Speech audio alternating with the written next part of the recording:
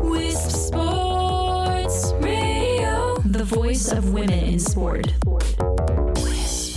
Hello, and thank you for downloading The Bolder Woman here on Wisp Sports.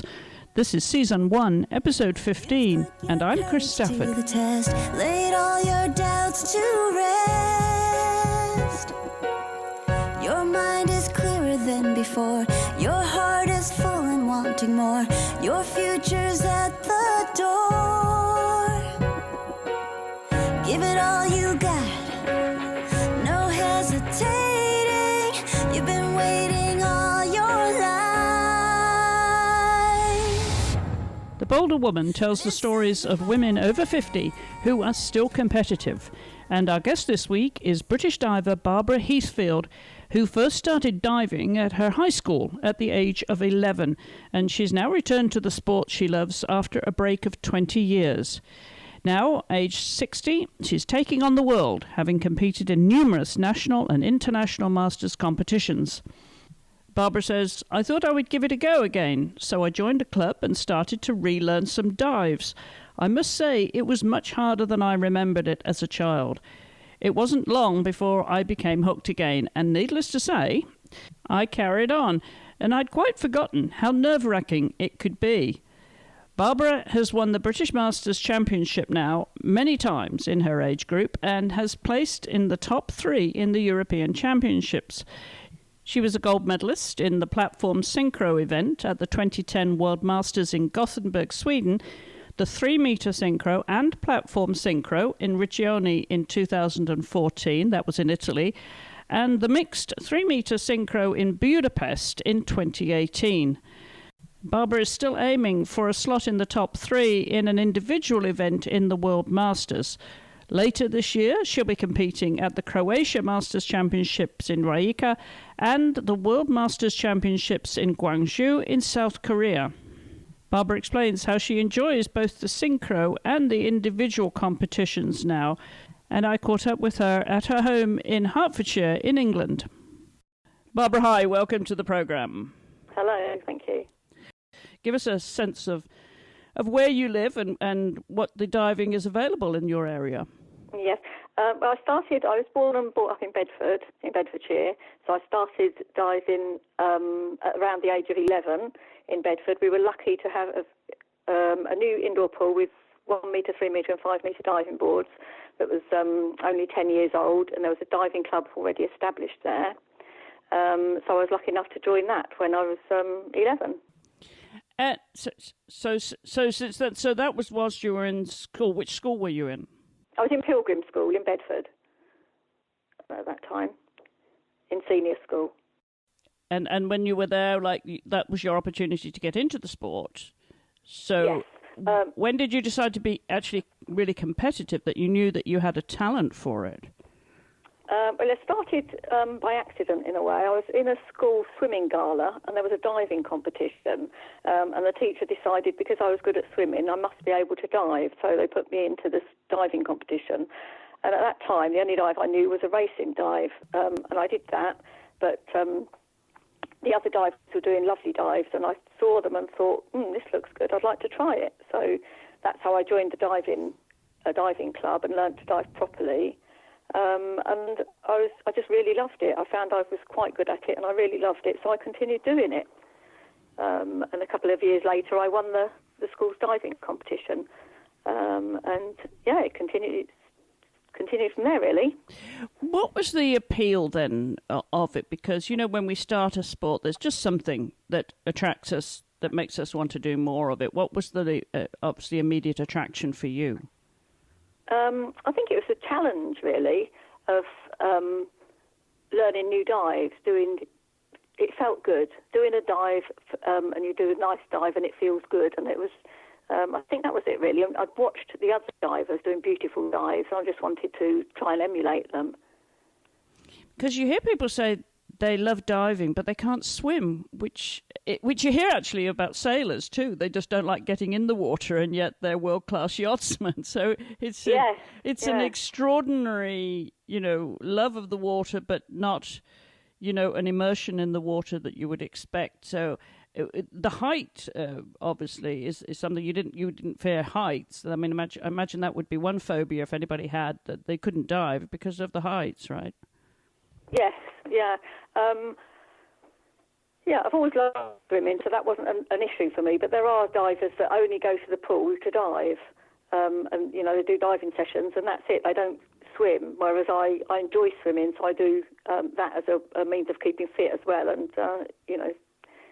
fit for doing the diving.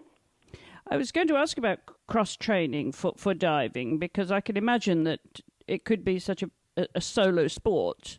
That I'm curious as to the level of fitness that you need for diving, and what cross training is beneficial.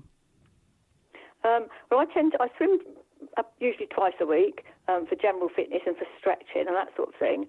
But I also do Pilates 4 times a week, which I find very good for core strength, and yoga, which is good for strength and flexibility. So they all add to the diving aspect, really. Yes, I can imagine, of course, both of those are really, really helpful for core strength. And what about coaching, though? Did you need a diving coach from the start when you were younger, and then when you came back to the sport some years later to become a master's diver, was it essential that you had a coach that could guide you to be back in being competitive? Yes, a coach is essential because although sometimes it feels like you do a certain thing in the air or on the diving board, you find out your body hasn't actually done that. Now a lot of diving clubs and pools have a video replay screen, so you can actually watch yourself. But I never trained at a pool that had any of that. So a coach is essential to make sure you do the correct movements and what you're actually doing is not what you think you're doing. So, yes, in the early days I had a coach, and when I went back to it as a master diver, I was coached. Yeah, I can imagine, because technically you've got to be so accurate, haven't you, in your, in your descent and your entry, yes, that you would need another pair of eyes on it as well. Now, presumably there's a cost involved, though, to getting a coach. Yes, there is, but diving in comparison to a lot of sports, there's not a great deal of cost involved. You only really need a costume and a towel and to be able to access the facility. So joining a diving club, which includes the coaching sessions, isn't as extortionate as some other sports where you need special equipment and special running shoes and various other things. There is a cost involved. But if you want to do something and you're determined to do it, then obviously you have to pay the price. You'll find a way, won't you? Yes. But as you say, there is limited equipment with diving or swimming. Yes. Yeah, that's the good thing. One good thing about it. Exactly. Apart from you need diving boards, and a lot of pools these days don't have diving boards, or used to have diving boards. They've had them taken out, and pools have been changed to leisure pools and the like. So there aren't as many pools in the country with decent diving boards as there used to be. So how often would you dive then, and give us a sense of your schedule for competitions then? Is it something that you're doing year round? Give us an idea of what that program might look like. Yeah, I do dive year round. In the UK we only have indoor diving boards, pools with indoor facilities. So you can dive all year round. Usually twice a week, once or twice a week I train most of the year. Leading up to a competition, it'll be more regularly, 2 or 3 times. But when I do competitions, there's usually a training day before a competition, so you can get a good deal of training in then. And in the international competitions, the European and World Masters, you usually get two or so training days, so you can get 2 or 3 sessions in before the start of the competitions, which is also beneficial to help orientate yourself with the pool surroundings and what you're looking at, and the feel of the boards and that sort of thing. Is there any financial support or reward in terms of prize money? And I'm thinking of your expenses when you travel, not just nationally but internationally. Is there, as there would be for other sports or for sports that are not in Masters program, there'd be team selection and there would be equipment and financial support, certainly to cover expenses as well. Do you get that in the Masters diving then, Barbara? We don't, no. It's completely self-funded. We don't get any support or prize money assistance at all in Masters sport. It's just self-funding. And no reward then, apart from the kudos, obviously, of competition itself, and there's no financial reward. Are there trophies? Yeah, usually there are trophies, medals, mainly medals in top 3 places, and in the European and World Masters, the top 6 people get medals, but that's it. There's no other reward, but it's mainly the taking part and the competing that most people go for, not for the reward.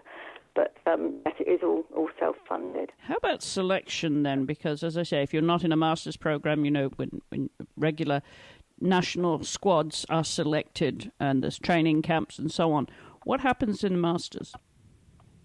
Well, in masters, it's just a case of if you can do the right test to a good standard and you want to compete, then you can. There's no selection process in masters diving. I believe there is in swimming, because there are thousands more masters in the world probably than there are divers.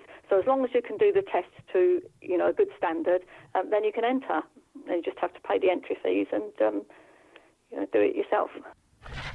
Full Time, the soccer show with Katie Stengel, only on Wisp Sports.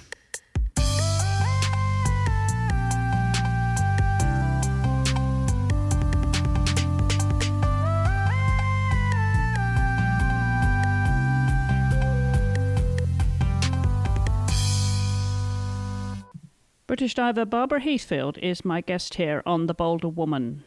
So talk about some of the highlights of your career then. Once you came back and started Masters, and you were how old when you picked it up again? About 38. Yeah, about 38.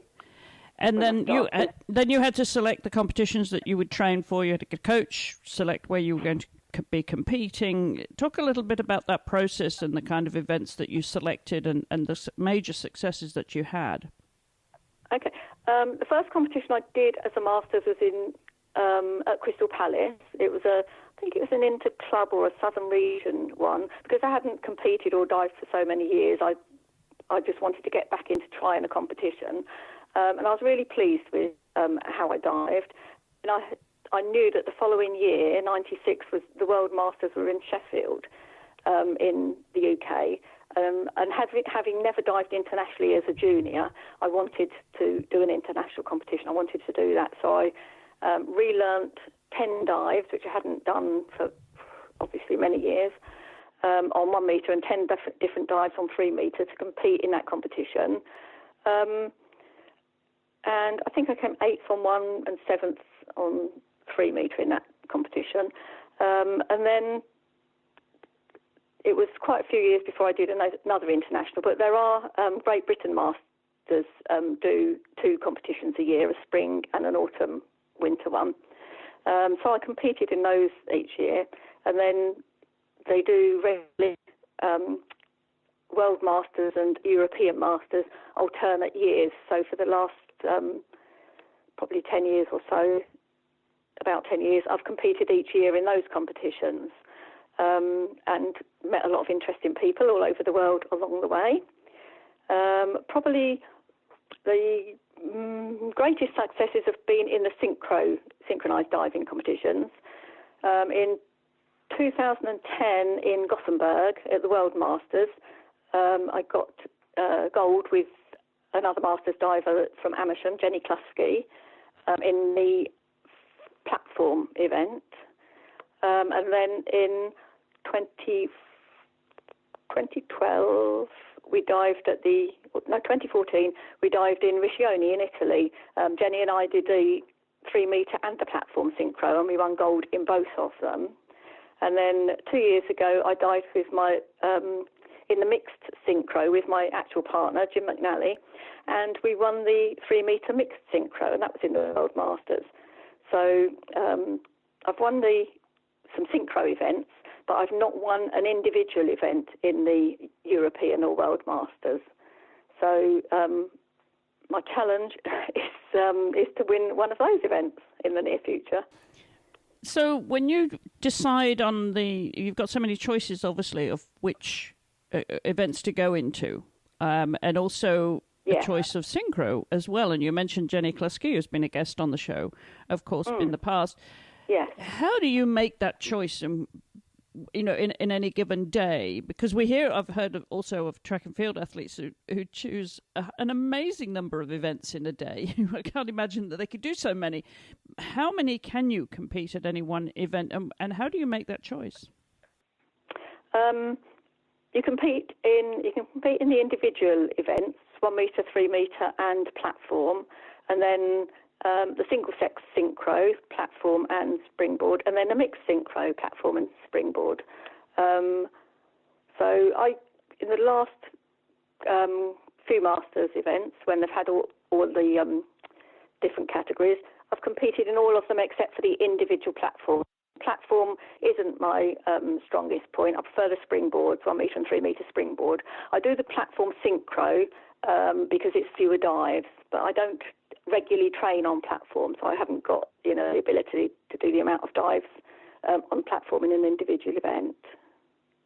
Which do you most enjoy? I most enjoy the 1 metre, although I usually do better in the 3 metre competition. Okay, and what does this year look like for you then? I think you've got some big events coming up. Talk about why you selected the events that you have and when they're going to be, and the events that you'll be competing in at those venues. Yes, I'll be competing in Croatia. Last year was the first year that the Croatians did a Masters event. It's an outdoor pool right by the beach, and it was absolutely beautiful.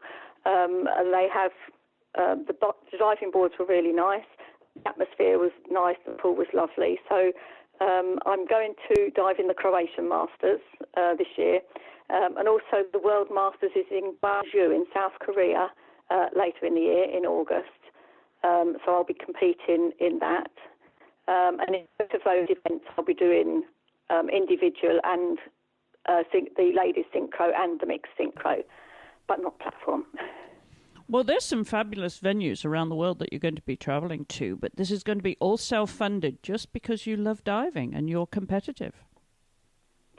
Yes, I do have the added advantage that my partner is also a Masters diver and has been diving Masters for many years. So we coach each other now, which is absolutely brilliant because wherever we are, whichever pool we go to, we've always got a coach on poolside, and we're both as enthusiastic as each other. So that certainly helps. Yes, that makes a big difference, I'm sure. And not just for coaching support, but moral support. You've got your chief cheerleader with you. Yes, definitely. And we tend to arrange holidays around diving venues now. So, when we're in South Korea, we'll stay longer, and the same in Croatia, and make a holiday of it as well, which is just brilliant. Yes, I can imagine. You pick the right venues there, and you can really make the most of those trips. And those holidays for you now, I would imagine there's going to be water involved somewhere. Yes, there always is. So what is driving you now at the age of 60 then, Barbara, to continue to be competitive? And what kind of competition goals do you have ahead? What's on your bucket list? Well, like I said before, I'd like to win a World Masters or a European Masters. But even if I do, I really enjoy diving. I love watching it. And this weekend just gone was the World Series at the Olympic pool in London, which I watched on Eurosport, and I just love watching it. I could watch it all day and learn from it, and just the feeling of doing the dives. I just really enjoy it. So I can't see me finishing anytime soon. I would imagine that this is a sport where you can continue into a great age. There's really nothing to stop you, is there? Because I'd imagine there's low impact, obviously, and, minimal injuries in this sport of diving. Yes, there are. I mean, people do get injured. Sometimes you can get injuries through diving, but Yeah, I think keeping active and doing the diving and whatever sport really, it keeps you fit and healthy more so than if you stopped. So I really enjoy it. It makes me feel good. So yeah, as long as I don't have any major injuries that will stop me, I'll continue as long as I can. And what do you do when you're not diving? What's your day job, Barbara? I'm retired now. Actually, I retired a couple of years ago. So I'm retired, but I do. I'm learning German at the moment. I wanted to have an aim, so I'm learning German. I go to German classes, and I help with some community events in the town of Bulldog, where I now live. And you're also you have 3 sons, and they were into the sport as well. So are they still diving, swimming? Are they still sporty, and you keep up with their pursuits as well? They don't swim or dive anymore, actually. Yes, they all did diving as youngsters. All 3 of them did national novice competitions. One of them went on to do national age groups, and he finished diving when he was about 15. He also did the school's nationals. But no, they've all come now. They're all in their 30s now and pursue other careers. One of them was a personal trainer for a while. He worked in a gym and that sort of environment. But they all do other things now and don't really swim or dive at all. So what's your obviously a day in the life of Barbara then now does it evolve around diving? Is that the most important thing to you? Well, I should be going to training this evening, which I'm really looking forward to. But I tend to go walking and do fitness classes and various other things. But diving is always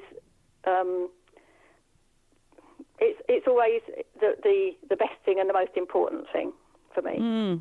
And now, what about the club level structure then in the UK for masters? Is there is that sound, or could that develop, or have you got enough clubs and access, I suppose, to the sport? There are a lot of clubs that don't have masters sections. It is very small. The masters diving fraternity. There's some clubs don't have a masters section at all. In fact, the club that I belong to, the masters section, there were so few of us going that youngsters were taking over our sessions. So I've now moved to a different pool, and I train at Luton Pool now. And it's actually an adult diving session, not part of the club. So the Luton Diving Club doesn't have a masters section. So the people that train, there's usually about half a dozen of us, we train as members of the public, but it's an adult dive session, which is a shame really, because I'm sure if that club had a masters section, we would all join and then boost the club, because I think it's important for children, youngsters that are diving, to see what can be done as people get older. It's not just a sport for juniors. People can carry on into their latter years, and there's some divers in their 70s and 80s still that are very inspirational. Do you coach young people at all? Not at the moment, no. I did before I left Bedford. I was coaching and doing diving lessons, coaching and teaching. But at the moment, I don't, because I don't belong to a club, and so I don't do any diving sessions at the moment. But from what you said about the club structure there, and we heard from other divers from the UK, it would seem that masters divers that are UK based have a pretty good standing in the world. Then, I mean, you're pretty competitive generally as a nation. Yes. There's the Great Britain Diving Federation that run the masters event and the masters diving program. It's well respected throughout the world. We've got a good, strong amount of divers, and they're all very competitive. They all enjoy the masters events, and they are very competitive. But yeah, it is a well respected group, the Great Britain Diving. So for anyone that's listening to this, then, that's thinking they might try their hand at diving, just go along to your local club. Is that the message? Just find a swimming club and find out where there's a masters diving program. Yes, go along to the local club and ask there. Or there is a website specifically for masters diving, diving-gbdf.com, and there'll be all the information on there about masters diving in the UK and links to European and world clubs. Wonderful. Well, we'll put a link in the show notes then accompanying this episode, Barbara, so people can find out more about diving, how to get started in the UK. Well, thank you very much for taking the time to come on the show. And where are you going next? What's your next competition? Next one is Croatia in July. In July, okay. So between now and then, do you have any warm-up competitions? No warm-up competitions, just lots of training. Lots of training, absolutely. Yes. Back in the pool. All right, wonderful. Well, the very, very best of luck to you, and thank you for taking the time to come on the programme. Thank you very much for having me. Conversations from the world of women's sports. This is Wisp Sports Radio. And my thanks again to Barbara. You'll find links to the organisations that she mentioned in the show notes accompanying this episode. That's all on our website at wispsports.com, where you'll find a lot more coverage of women in sport around the world. And if you'd like to make any suggestions as to guests or sports that you'd like to see us covered here at Wisp Sports, then please do drop us a line to info@wispsports.com. You can also join in the conversation on our social media channels by following us at Wisp Sports. So until the next time, thank you for listening and supporting women in sport everywhere. This is your moment.